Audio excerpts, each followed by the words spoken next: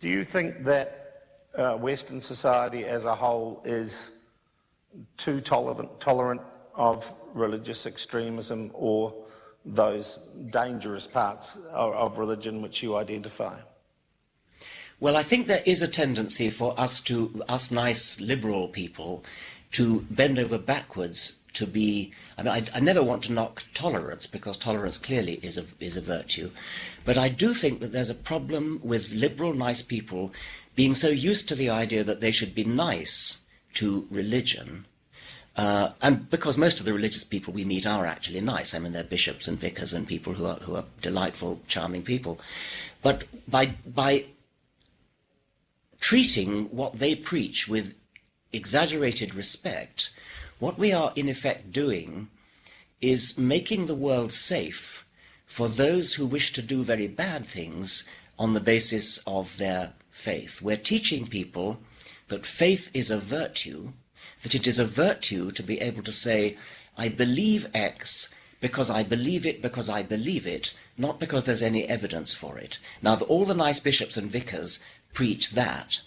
And once you've accepted that, once society has accepted that faith is a good reason, an acceptable reason to believe something, then it's very hard for us to argue against those who say, well, my faith tells me to be a suicide bomber.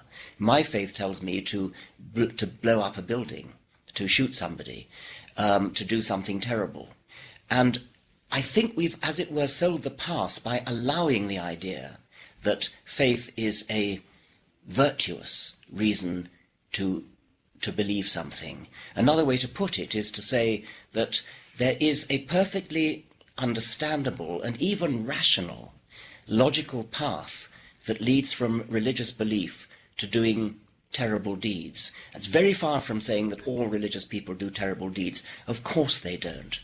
But given that you really, really, really believe that, say, Allah wants you to blow something up, you really believe, your imams have told you, your priests have told you, you've believed it from childhood onwards, that the virtuous, righteous, good thing to do is to kill somebody, to be a martyr, then there is a logical pathway that leads from that. The people who blew up the World Trade Center in New York were probably all righteous, I hardly dare say it, but decent people. They actually believed that what they were doing was the right thing to do, and that was because they'd been taught from childhood onwards that the right thing to do was to be a martyr, or whatever it might be. So I do think there's a real danger in putting forward faith as a virtuous reason to believe anything.